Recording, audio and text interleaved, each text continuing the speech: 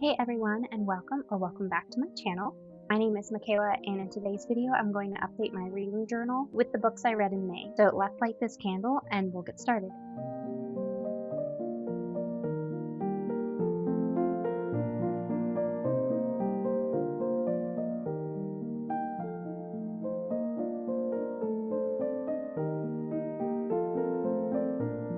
With that lit, let's go ahead and start. I like to start with a cover page to introduce the month.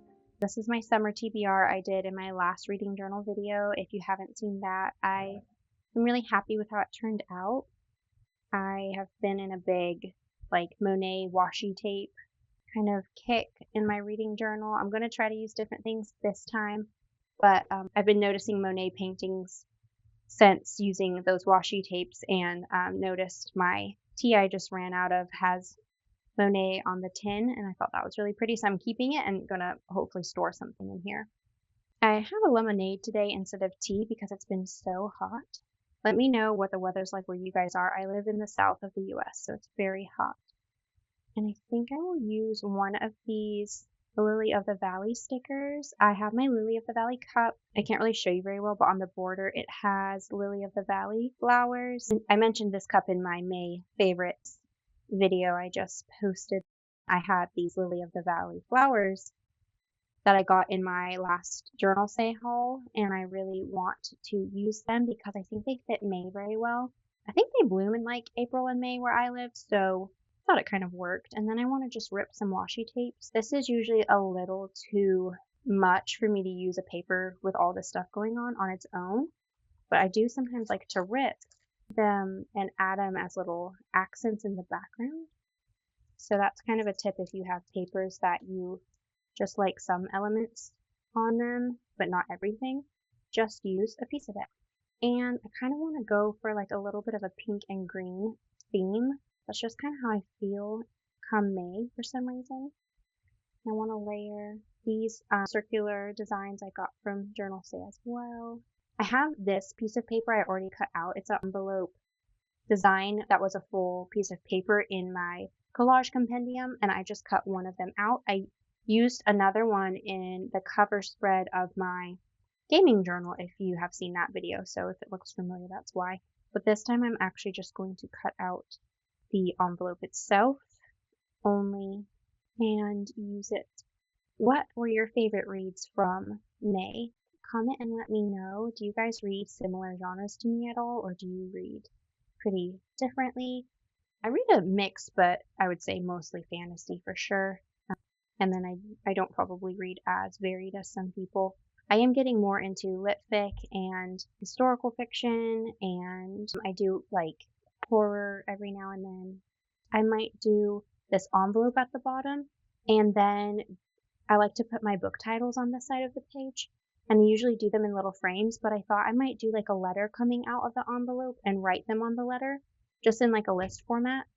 I thought that could be really cute. And then these little borders were on the edge of the paper. I'm just kind of trying to see if I should use them I just like to use what I have, you know. I have been thinking about doing a video or like a spread of my favorite books of all time, or like maybe a get to know me kind of video. I don't really know how I would film it, like if I would do a journal as I talk about get to know me kind of stuff, because I don't usually film my face really, so I don't really know what you guys would be looking at if I did a get to know me video, but I thought about doing some kind of reader related prompt, like just to kind of give me a reason to talk about some of my favorite books of all time, to talk about my like overall maybe preferred types of reads, that kind of thing. I just thought that could be fun. Let me know if you would like to see that. If you can't tell, just kind of like to try a variety of different forms of content. I just think it's fun. I think I want the Lily of the Valley to stand out more, so I might use this more subtle butterfly. And then I'll use this brown paper for the letter coming out, but I think I just will go cut a straight edge on my paper cutter. I'll do that off camera because my paper cutter doesn't fit in the frame. I'm just going to mark the width, and then I can cut that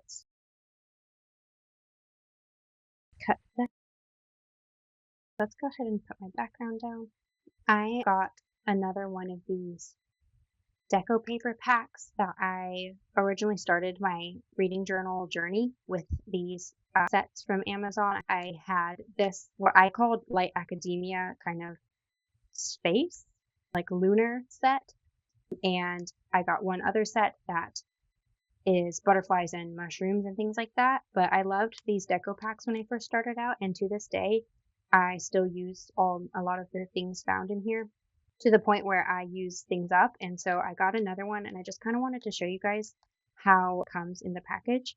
I have linked this product in many videos because you guys have asked about it, but I kind of just wanted to, since I got a new one, show you what it comes like because it comes really nicely like all together.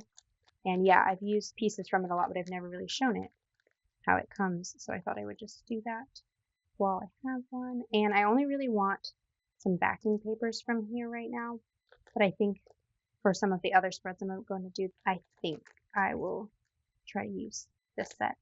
Okay, so there's all the stuff it comes with. It comes with these washi stickers that look like kind of light academia, like I said, and I really like these ones. And then it has some more like so these are stickers as well, and I like the kind of unique strip shape of them. They really go with a lot of spreads, I think. So yeah, here's a bunch of the planets it comes with, moons.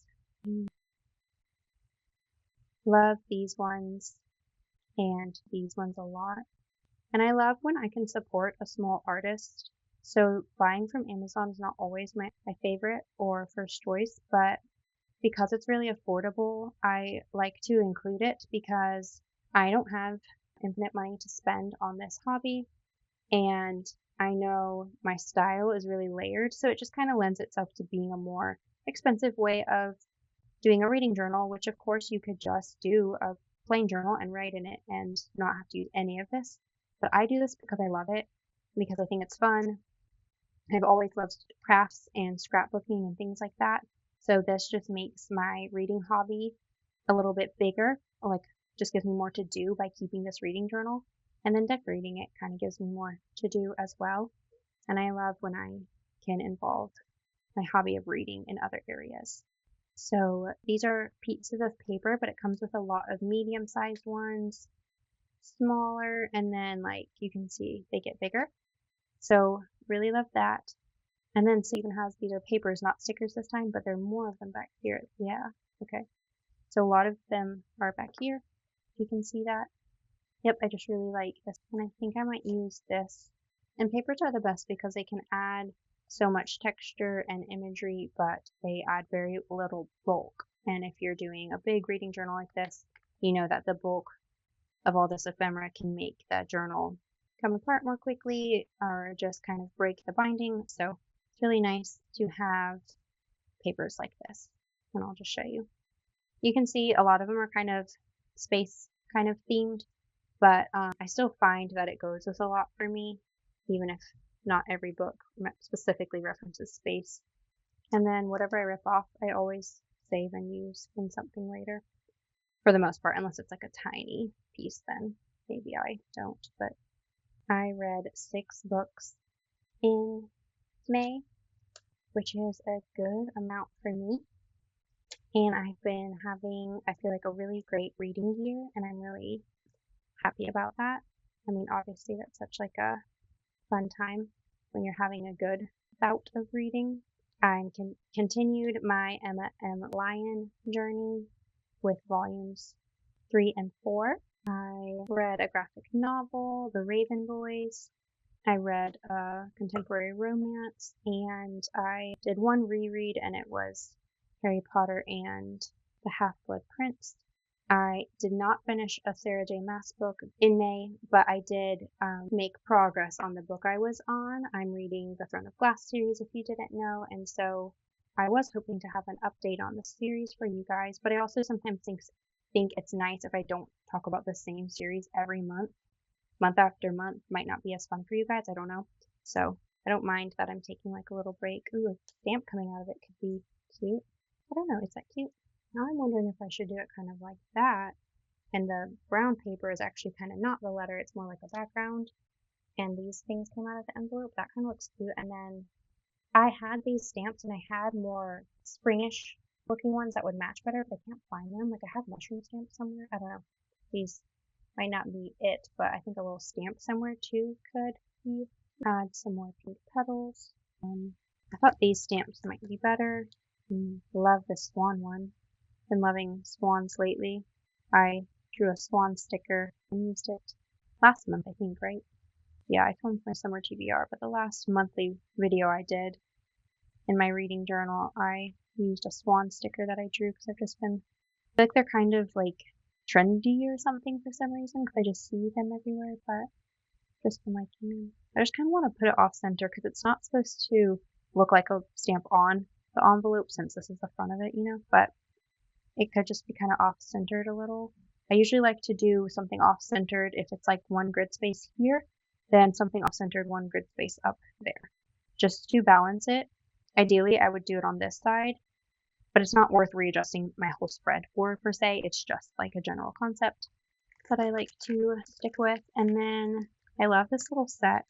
I got it from Sadie's Stickers. They have really cute stuff, and they sent me, I asked if they would give me like a coupon to their site so I could try some of their items because they were really cute, and they were kind enough to send me these. And this looks like a little painting that maybe came in the letter. I wish you guys could answer me real time and tell me if this is too much. I just feel like that excited me, so why not? Why not like that? And that kind of, I mean, because these are from the same set, they go together, so it kind of brings it in elsewhere. Okay, and then maybe I'll add a piece from here over there on that side. These are all stickers and they peel, by the way, and everything that's like a frame like this comes out in the center and as the frame separately. So if you wanted to just use one or the other, you could, but if you want to use it all together, you can do that as well. So I'm looking at that. I like that that has a table and a chair and a lamp. And there's some kind of table stuff going on back there for nothing other than just being randomly consistent. Kind of just makes things more believable and seem less random. I will say, I think only maybe not everything in here is a sticker. Can't tell. That's really pretty, but it's really big and I don't want to waste it. Okay, there's 3 of these in the pack, so I'm going to use one of those. Makes me feel less precious about it because if I massively regret it, oh, there's another one. I don't know. I would never regret it, but sometimes that's just how I feel when I'm being creative. It's like limit myself and I must be kind of worried I'm going to waste something because I don't know why else I would feel kind of cautious, and I like when I can notice that I'm feeling that way and tell myself to stop. It's just a reading journal. It's really fine. Maybe instead of that, yeah, give it more space to breathe. Okay, that's why I don't glue things down right away, by the way, because I really think as I go. I might put just brown paper behind this to see if you can see it more. Here's a piece I cut off when I cut this. I'm going to stick this to here and cut the oval out so it maintains its unique oval shape because I think that's what I like about it. So sticking it here and then let's cut it out. It's got a clear border. I'm just going to go along that. My scissors glide more easily where it's not stuck on, and so you can kind of just follow that.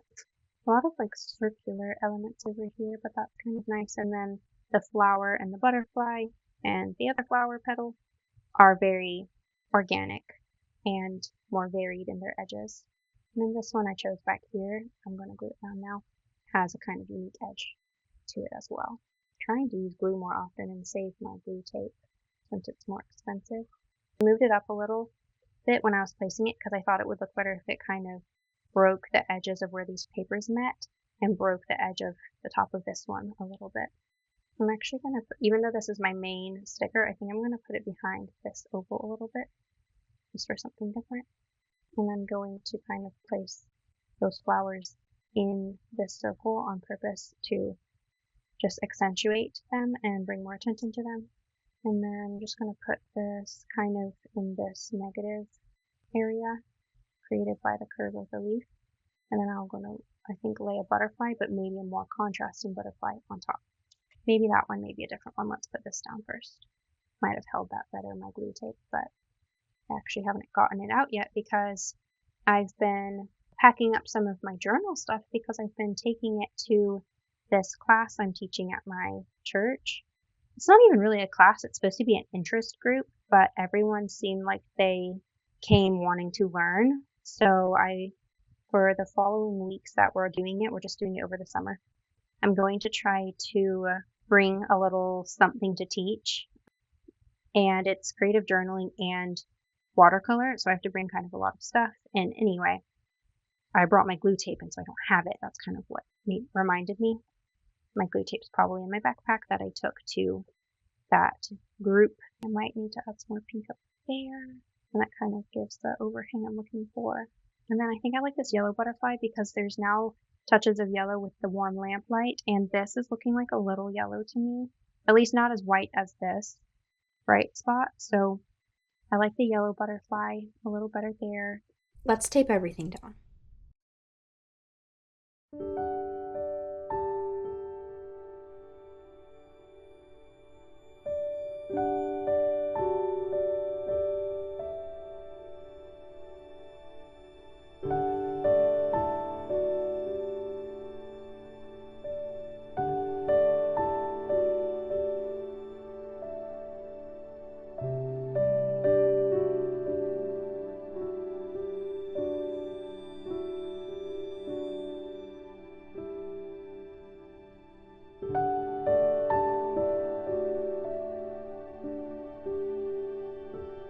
There we go.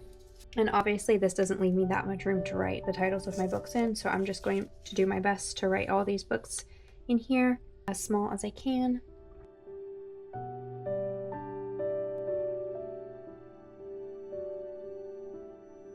There we go. My mic wasn't connected and I didn't realize it, so sorry if my audio was bad for a second there, or who knows how long really. Okay, let's stamp my title. One thing I've not been doing such a great job at is leaving room to stamp my title. I kind of forget to include it in the composition, so learn from my mistake and involve it in your composition a bit more. Thankfully, this month we only have May to type out, and I think if I rip that, we could put it right there and it would kind of look like it has a spot.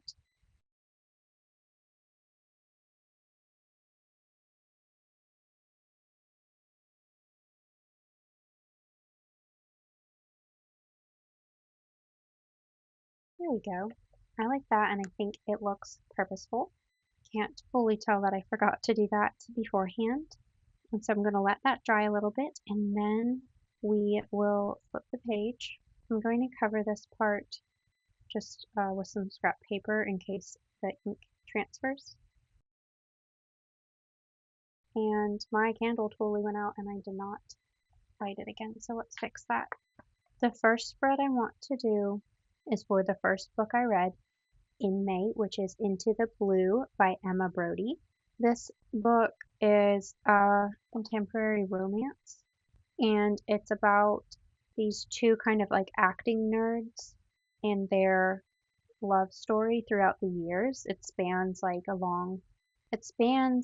their entire time they've known each other, so from like high school until 30s, I believe. And it reminded me a lot of how I felt when I used to read John Green romances and Sarah Dessen. If you remember those authors from when I was younger, I used to read those at least. The way that those authors did romance. It's definitely more mature and it has some spice in it, so I would not say it's for teenagers.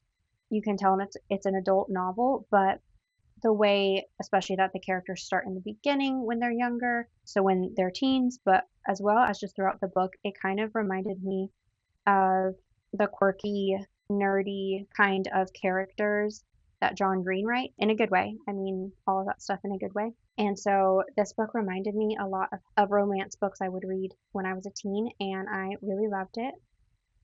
I want to do, I mean, it's called Into the Blue and it has a galaxy cover, so maybe I should use the moon stuff and not overthink that too much. I'm going to pull from my drawer over here. I'm going to pull this space stuff I just got, as well as the moon themed stuff I set up this reading journal with. If you remember that pack I showed, I used it on a lot of spreads. I think that's really pretty. That maybe the stamp look again. But just layering these to make a nice border.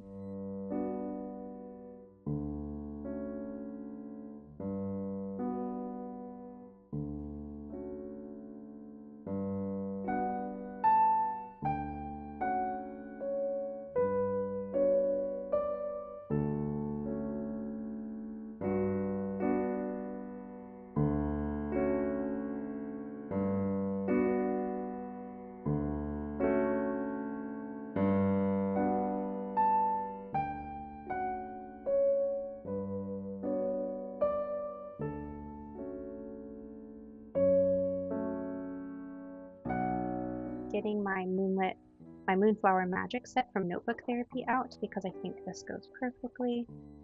And I think some of these stamps I'll want to use, as well as maybe some of these circular stickers that have like the phases of the moon and these moonflowers on them. So that, and then I actually didn't fully intend to leave this whole width here. I kind of thought I would rip it, and then I sometimes just get carried away. But I might rip it anyway because I kind of didn't mind how that other piece of paper looked when it was ripped, and you could see the glued paper on my book. I kind of like that look. I don't mind that. I kind of like it. Looks textured and layered, so let's get this gold tape, I think, and add it just as like a little element here. Okay, I think I'll cut a strip first.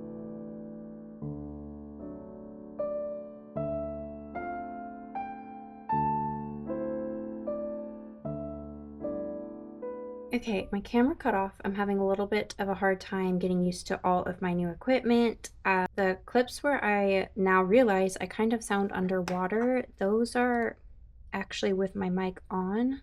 So I'm just going to go without my mic until I can figure it out because I think it sounds a little less weird just on my camera audio.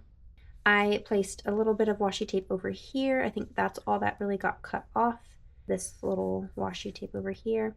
And then let's continue.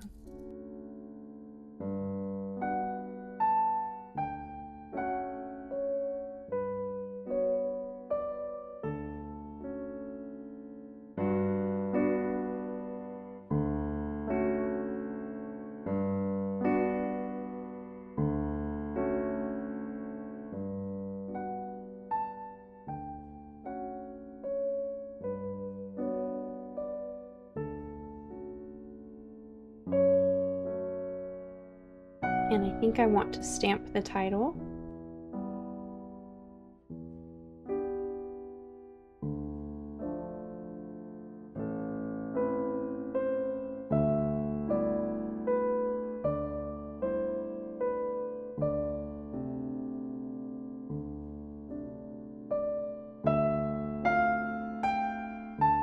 I feel like it will end short, so I might just put it down here. Let's do that.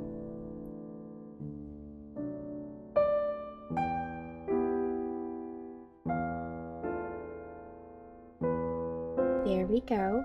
Lemonade break.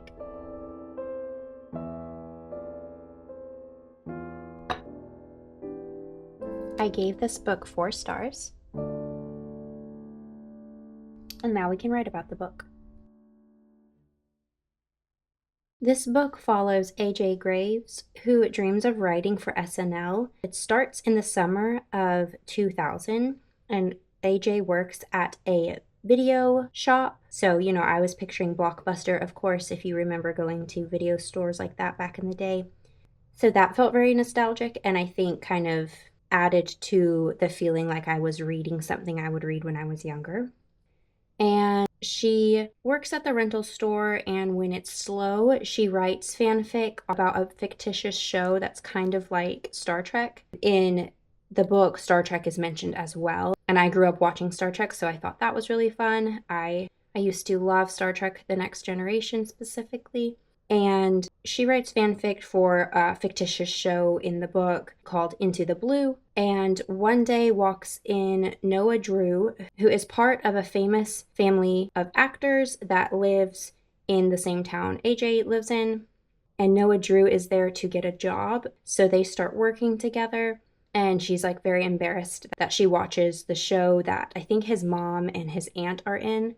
Definitely his aunt. And Noah and AJ start to form a friendship as they work together at the video store. And one day she ends up at his family estate where he's staying with his aunt. And his aunt sees something in AJ that leads her to ask AJ to do like this improv type of acting with Noah. Noah's aunt wants him to get into improv and essentially convinces AJ to do it with him. And so for a summer, they go to Noah's aunt's house and practice improv. And Noah and AJ find this deep connection as acting partners. As soon as they really get into the flow of improv acting, they feel this deep connection. And then one day, Noah disappears without a word. So flash forward 7 years later in New York City, and the story continues with AJ being cast in like a spin-off series of Into the Blue. So she's really excited, and then finds out one of the other actors is Noah. So they are brought back together in the same world, acting again, and you get to see their relationship continue. But I just really loved all the layers in this story. I found, like I said, the fact that the characters were a bit more quirky and kind of nerdy, I found that pretty relatable. I loved reading the young romance and then it flashing forward 7 years, just because I think if a romance is with really young characters all the way through, I feel like I might just be a little bit too like old to enjoy that anymore. But this story I really enjoyed because it does have that like flash forward, so it had really the sweet beginning of them meeting and seeing how they got to know one another, and then you get to see them as adults as well. The relationship was a little bit toxic, but at the same time, I feel like it kind of made sense because they start off so young, and of course, you get to know their backgrounds and why they're making the choices they're making. So overall, I still really loved it, but that probably is why it's not 5 stars. I will say if a relationship is purely like wholesome and never has anything going on, of course, that's probably not as interesting of a book. So I try not to be too picky. And I would say that even though there are definitely some toxic like moments in their relationship, that overall is a really beautiful story. And it was pretty heavily a romance, but there were still other themes in it, like pursuing your dreams, also being open to change and to maybe something you always told yourself you weren't good at, and allowing yourself to try new things. I also think there was kind of some breaking of family trauma and trauma cycles. I feel both Noah and AJ had to kind of break out of some of those things. And yeah, it was kind of like a coming of age story. And it, again, really reminded me a bit of John Green's books. I've read several of them, so they're kind of all combining in my mind at this point. But I'm kind of thinking like The Fault in Our Stars and Looking for Alaska type of vibes. And yeah, I really loved it.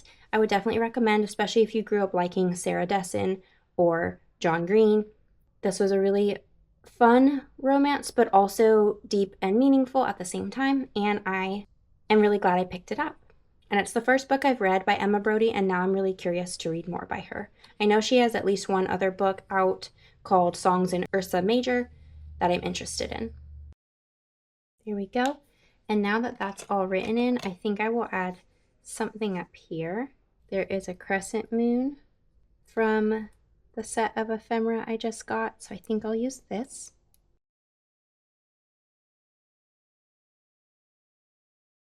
Seeing if a white gel pen can clean up this a little. I don't mind the stamp look, but sometimes I'm kind of messy with my stamps accidentally. Also, sometimes when the page is curved, it makes the edges of the stamp touch the paper a little more. There we go. There we go. Now we can do the next spread. And for the next spread, I want to fit, I think, all of these books on here. So I have 2 volumes of Emma M. Lyon, the Unselected Journals of Emma M. Lyon. I always shorten the name to Emma M. Lyon, but the whole title is longer. And then I have The Wife Upstairs by Rachel Hawkins, which I read for my book club. And it's the first book I've read all year for book club. I fell behind, and we also only read a book every 2 months, so feel bad about being behind. But I've been buddy reading with some friends, and I feel like that kind of counts too.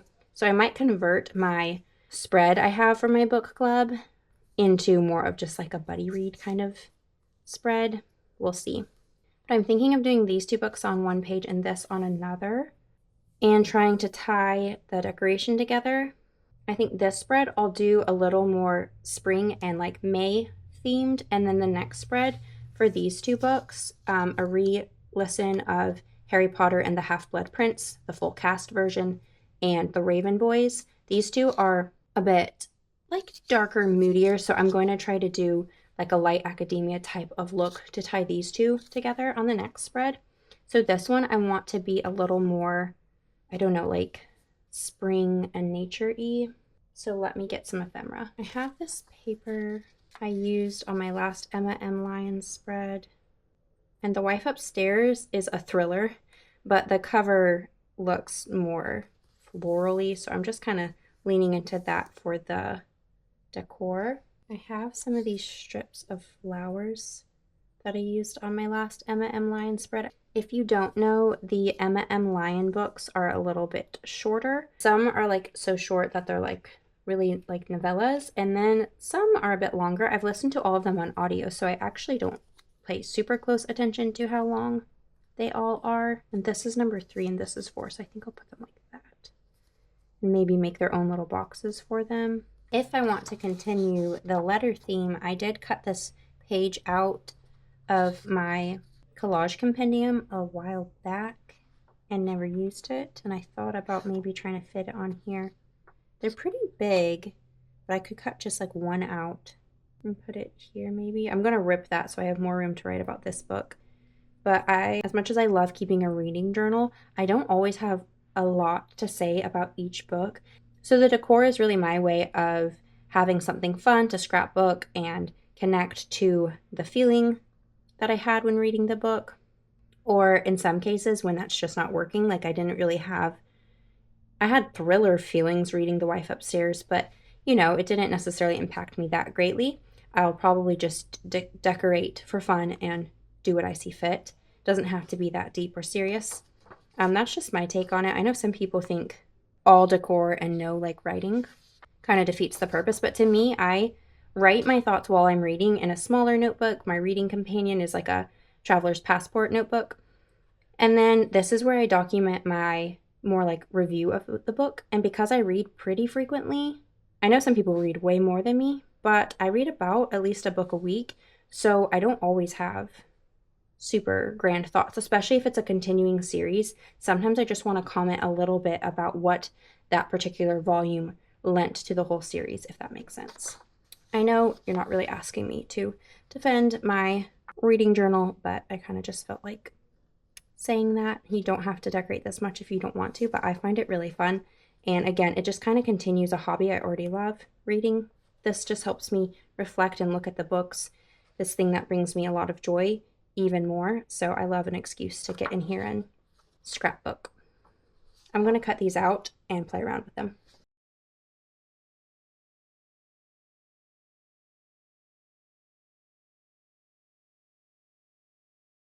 I'm going to pencil in where I want my borders for these books to be.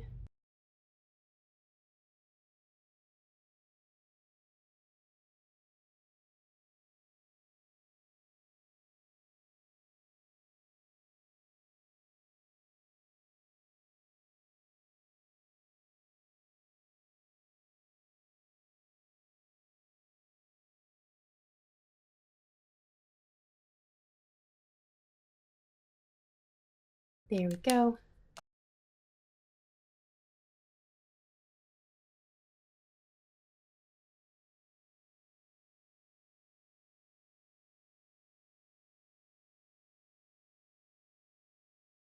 My filming cut off again. Thank you for sticking with me while I navigate my new system and everything. I have a glue stick because I was in the middle of gluing this down. I just cut this postcard so that it won't bulk up my seam of my journal too much, and then I glued this piece of paper down and ripped it a little more. And I was just saying that I've been loving the Emma M. Lion series. Each volume I've been loving, I think, more than the last. Just as you get to know the characters, the story just gets better and better. In volume 3, it takes place in July and August, so it was very fitting for the summer. And the town of St. Crispians, where this story takes place, where Emma lives, is doing a secret performance of Shakespeare's Julius Caesar, and the whole town is in on it, and they kind of have to look around for clues and things like throughout the whole town. It very much reminds me of Gilmore Girls in that way, like just how the whole town is involved in certain things. And she teams up with cousin Archibald, who is like her arch nemesis, so it's a pretty big deal. And she teams up with him to find tickets, because I guess there's only so many, and they have to kind of go on like a scavenger hunt and figure out clues to win tickets. And they do it every year, and the whole town just loves it. So it very much reminded me of something that would happen in Gilmore Girls. And then other than that storyline, Emma is dealing with grief because it is the anniversary of a significant date. And so she's kind of dealing with grief. And the tenant of the lapis lazuli house, if you have kept up with anything about this series, she has a house and they rent out rooms currently.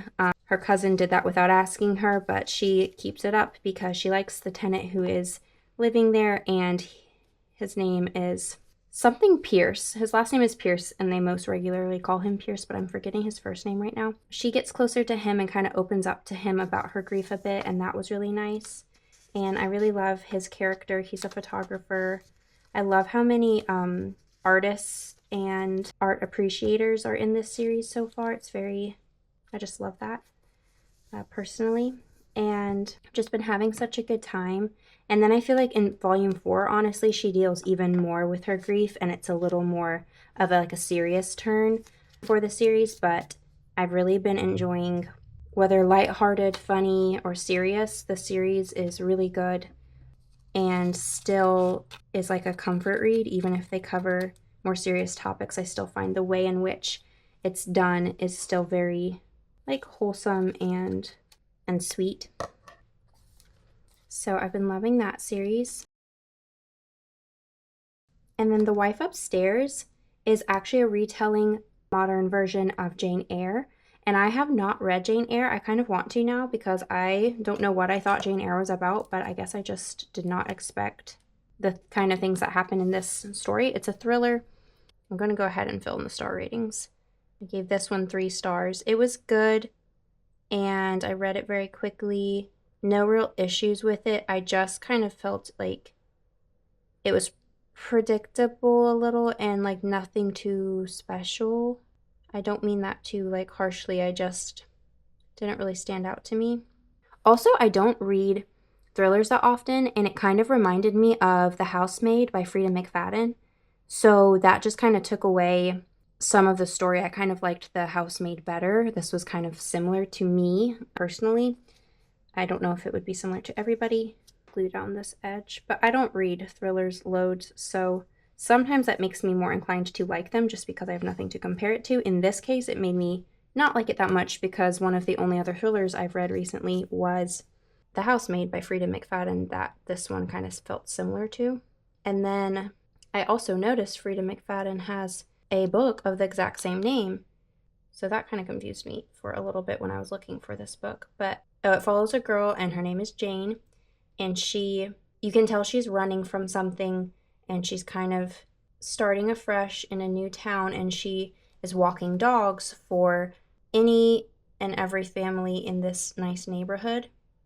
And then she meets someone, and it's very similar to the book Jane Eyre, but again, everything's modernized. I think I would like Jane Eyre better. I'm sure, it's a classic for a reason. So I might read Jane Eyre. It got me interested enough to definitely think I should read Jane Eyre soon. But overall, the book felt like a little predictable to me. And just one of those books where everything's very convenient. It's just everything happens very conveniently for the plot to make sense at all. Otherwise, it wouldn't really make sense. So yeah, I don't have like loads of thoughts about that book, but I like to include every book I read in here. So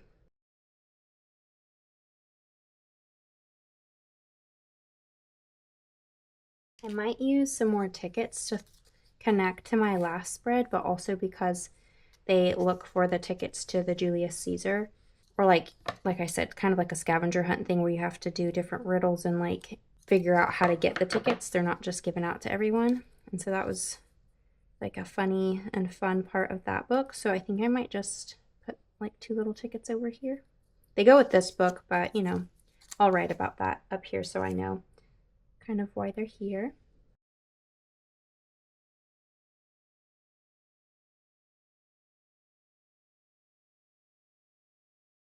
There we go. I think this looks great. And now I'm just going to write essentially the thoughts I just told you about these books in the designated areas.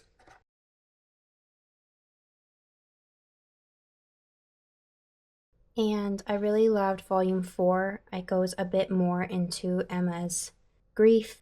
And there's a really good quote from this book where Emma has become friends with Pierce, who is her tenant, the Duke of Islington, and Hawkes, who is the vicar. And there's a funny letter she writes to her cousin in this one, her cousin Arabella, who she likes, not cousin Archibald. And she is essentially saying how she somehow collected a photographer, which is the tenant, a duke, and a vicar. And I just think that quote was really cute and funny.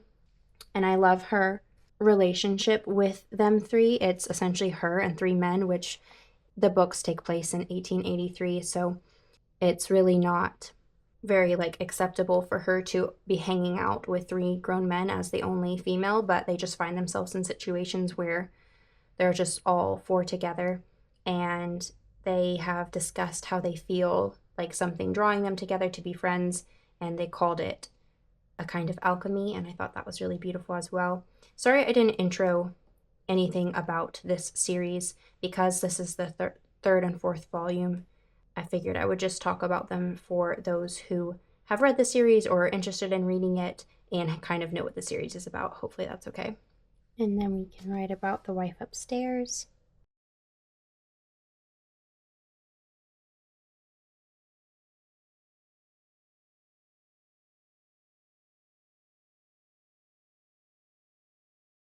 There we go. There are all of those books written about. And now we can do my last spread. This is one of those pages in the binding that doesn't reach over very well.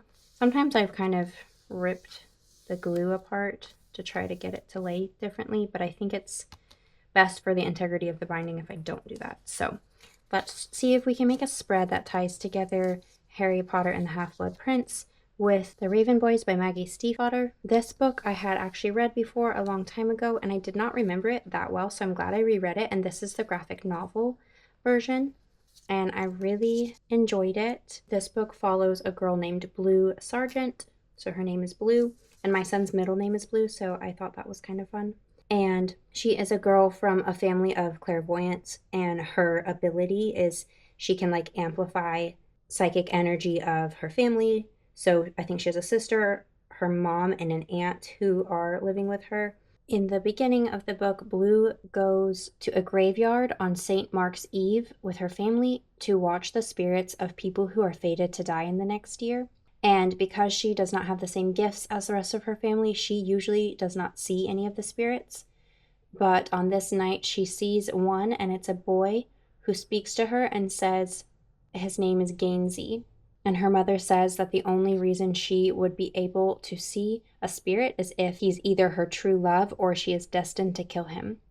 And so that's how the story starts. And the Raven Boys refers to a group of boys who Blue gets tied up with. The group of boys consists of Richard Gainsey, who is a wealthy, obsessive, and charismatic kind of leader of the group.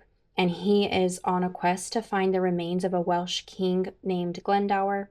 There's Adam, Ronan, and Noah, and Blue starts to get to know them, and they find that their paths cross with one another. Gainsey ends up coming to her family's house to get a reading done to kind of help him figure out different things he's looking for because her family has psychics and whatnot. And this book is really fun. It has some really interesting magic. They find a magical forest. It is a bit, I don't want to say scary because it's young adult, if I didn't say that. It's not very scary to me, but if you're easily afraid, maybe it would be scary. But I just found it a fun kind of spooky vibe, if that makes sense. And it kind of reminded me of the video game Oxenfree. If you've ever played that video game, it was on Netflix games. I never played it on Netflix games, but I got the game on my Switch, and there's Oxenfree 2. I've also played that one. Those are narrative story games where it's a side scroller game, and you have to discover a mystery, and you play as a character and get to choose what the character says. You get different choices in the dialogue. And I really enjoyed those games, and this book gave me similar feeling to those. If you've not played Oxenfree or read The Raven Boys, but you like something a little kind of like spooky, mysterious, I would really recommend reading this and playing Oxenfree in the same month, just like in the same general time. For some reason, I've always loved kind of pairing games and books and kind of creating a whole mood. I don't necessarily play and read at the same time because unless it's an audiobook, that can be impossible.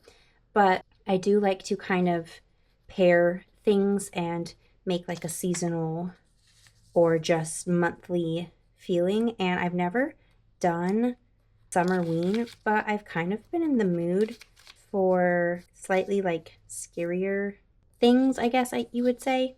And so I'm kind of considering, I don't know, doing something Summerween-ish, but my problem is I don't really know much about it. So I don't know if I'm late. I don't know if it's already started. But yeah, I really enjoyed this.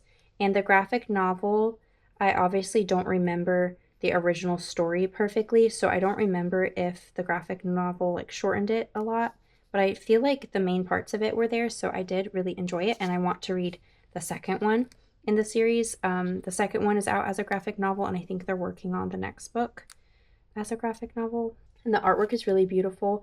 I was not familiar with the artist Sass Millage before reading this, but now that I've read this, I am really in love with their artwork. I think I want like a darker piece down here. This is a re-listen or a reread, so I don't have much to write about that, but I do really love this book of all the books in the series. I love this sticker. Maybe I'll find a spot for that. I love the themes in the Half-Blood Prince of listening to this series in the full cast edition. I've just come to see a lot of, it's probably obvious for those who love this series, but I've just noticed a lot of parallels between Voldemort, Harry, and Dumbledore. I feel like I didn't used to include Dumbledore in that, kind of the parallels of their lives and how they all grew up with kind of similar trauma, but the different trajectory that their lives went because of the choices they made. And in Half-Blood Prince, Harry is really feeling a lot of weight and impact of his mind being connected to Lord Voldemort's. And I just really like this book, and I've always loved the Slughorn kind of introduction. Professor Slughorn is introduced in this book, and Harry has a lot of different interactions with him, and I like that Harry finds the potions book. Not going to give any spoilers, but a potions book that has all of these like tips and tricks in it that make him really excel at potions and just everything that goes on because of him having that book. I just think is really interesting. I think I'm going to try this washi tape up here. It's also from the Moonflower Magic set from Notebook Therapy. I'm just going to put it up here to give a little bit of a border, and because I like the lighter color of it, I think, with this. And now we can start to glue some things down. I get really messy when I start planning it, and then it all comes together. I feel like it's in the Half-Blood Prince where the series starts to get very serious and take a much more like adult kind of heaviness to it versus the, middle grade kind of intent of the series that the series starts out with. And I enjoy that because it really fit the time when I was reading it. I started reading it, the series, when I was young, and then as I grew, it kind of grew with me, and I just think that's just such a fun thing to experience when you have a series that grows with you. If you guys do Summerween, tell me how you do it. Do you have a creator that you follow that like gives a specific challenge? Is there a specific challenge already out somewhere? I don't know. Is this like a universal thing, or like who started this? I feel like I remember Cartoon Network used to do Summerween. Is that what it started with? I don't know. But just let me know if you have like a bingo board that you like that you're doing, or if you even do Summerween at all. I think it could be fun. I have some kind of like spookier, like plant horror type of books that I picked out for my summer TBR already that I was thinking maybe I could work into a more, I guess, like typical Summerween type of challenge, or maybe even do a vlog about it. I don't know. But yeah, let me know if you do Summerween and what you like to do for it. I think just the concept of not waiting until fall to read kind of scarier books is kind of fun, especially since I don't read thrillers normally. I kind of actually prefer like the book Don't Let the Forest In. That was a young adult book I read. Shoot, I don't even remember when I read it, not too long ago. And I don't know what genre that technically is, but I really enjoyed that. I didn't think that was too scary or anything, but I thought it was like a fun kind of scary. I feel like that's kind of a hard thing to explain, right? Like, I have some friends who don't like horror at all, and I feel like I like it a bit, but I don't know how to explain what ways I like it sometimes. I don't know if this one really fits. When it comes to star ratings for books that are rereads or re-listens, I tend to just give it the original rating unless my rating changed like drastically, because I just feel like that makes sense. Nothing's ever going to really compare to the first time you read something. I mean, I definitely have reread books and liked them more every now and then, but I just feel like generally speaking, the first time you read it, the things that are surprising about the book will surprise you, whereas if you're rereading it, they might not. So I don't know, I just like to stick with pretty much my first rating, and so I gave Raven Boys 4 stars, and I gave Harry Potter and the Half-Blood Prince 5 stars, and I'll fill that in here soon. I like to layer these little like stamp kind of stickers.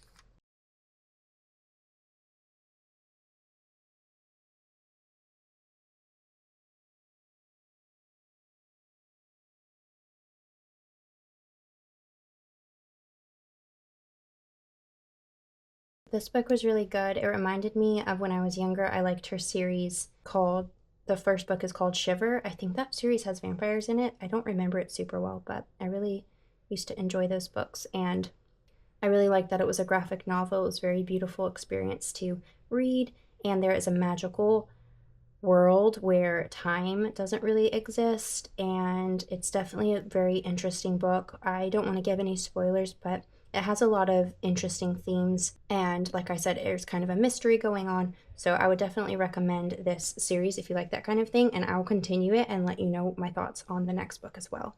I feel like this book is really just an introduction to the story. I really feel like I need to keep reading to know more what is going on and what it's about, so I'm excited to pick up the next one. Next book.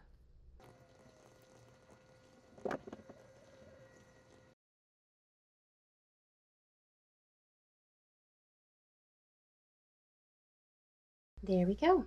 There are these books all written about, and now we can do a flip through, starting with the cover spread.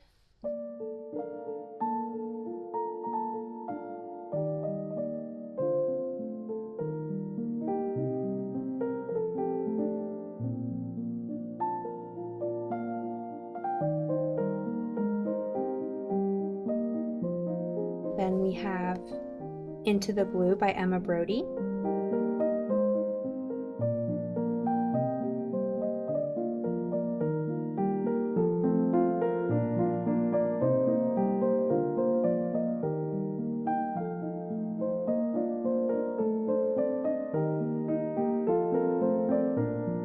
Then we have 2 volumes of the Unselected Journals of Emma M. Lyon, volumes 3 and 4, as well as The Wife Upstairs by Rachel Hawkins.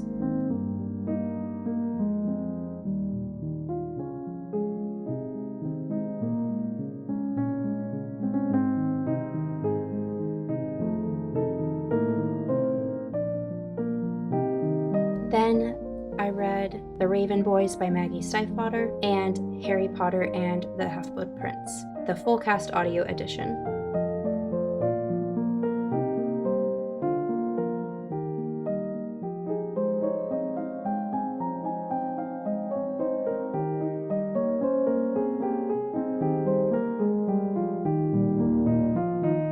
Yeah, there we go. Thank you guys so much for watching. If you made it to the end, comment a moon emoji or like a star or anything like that, and let me know what your favorite book you read in May was. I would love your recommendations and to know what you're reading. And as always, thank you for being here, and I'll see you in my next video. Bye guys.